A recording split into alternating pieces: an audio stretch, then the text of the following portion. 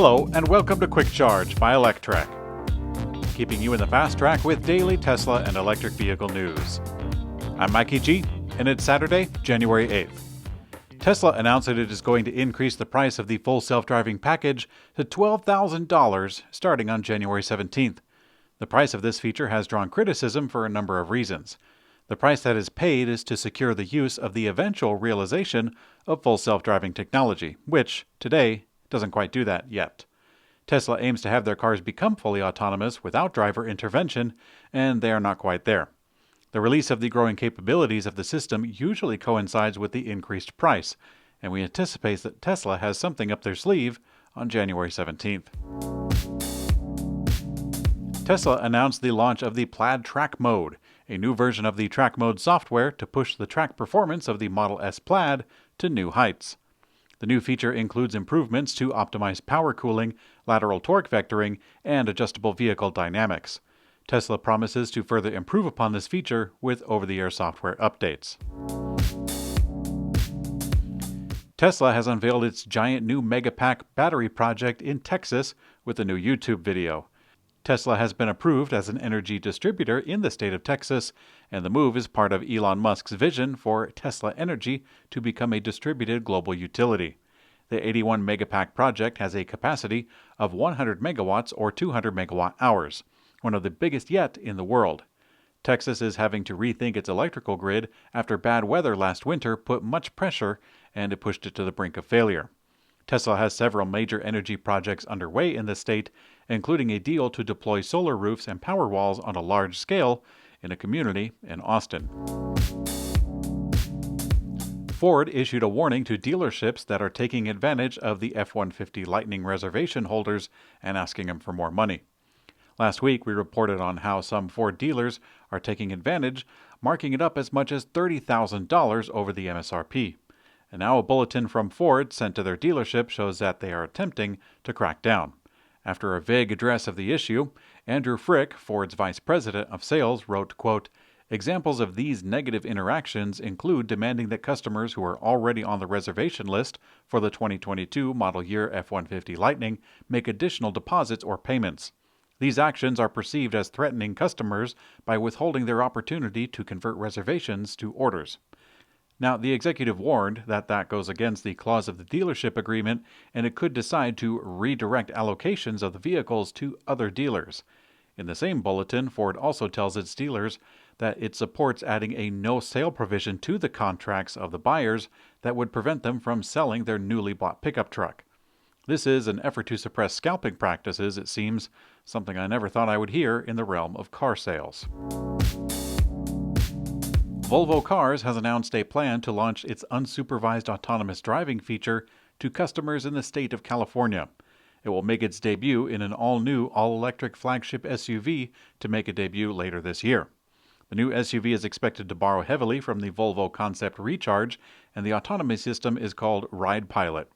The vehicle's comprehensive suite of more than 24 sensors includes Luminar's cutting-edge Iris LiDAR sensor, and the company hopes to have the system on the road this summer, with broader customer availability a short time later.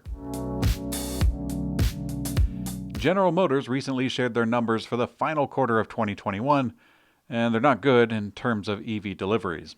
Overall, General Motors delivered 26 electric vehicles. GM had previously had an adequate amount of overall EV sales, thanks to the Chevy Bolt. However, the recent recall issue caused a halt to production this quarter, stymieing the numbers for the year's end. GM has already said that the production will resume at the end of January, offering the automaker a little more fair fight in the first quarter of 2022. At this rate, it's easy to say that they were outdone by Ford in the last quarter, and perhaps in the new beginning of this year as well. Daymak revealed the first production-look prototype of the 85-mile-per-hour light electric three-wheeler called the Daymak Spiritus. About a year ago, Daymak made an ambitious goal of going from an electric mobility company to producing 6 new EVs, ranging from an electric bike up to a flying car. Daymak claims $300 million in pre-orders across their lineup, including the newly exhibited three-wheeled vehicle. Daymak has stated a goal of building as many as 50,000 electric Spiritus three-wheelers per year in Ontario, Canada, where it hopes to create hundreds of manufacturing jobs. The company is currently said to be finalizing their blueprint for a 425 square foot facility where all of these vehicles will eventually be built. Geely and Foxconn are establishing a joint venture to withstand the microchip shortage. The new venture is called Shandong Fujikang Intelligence Manufacturing Company Limited, and it was formally established in Zibo, Shandong Province. It's jointly held by Geely Industrial Investment Holdings and Futaihua Industrial, which is a subsidiary of Foxconn. Their stated goals are the manufacturing of intelligent vehicle equipment, control systems, power electronic components, and integrated chip circuits.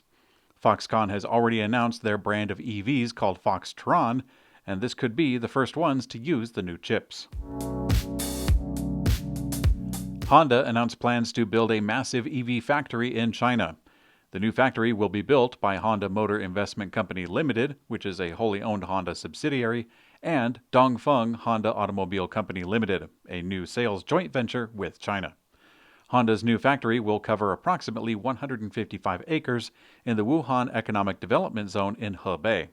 It will provide enough capacity to produce 120,000 units per year.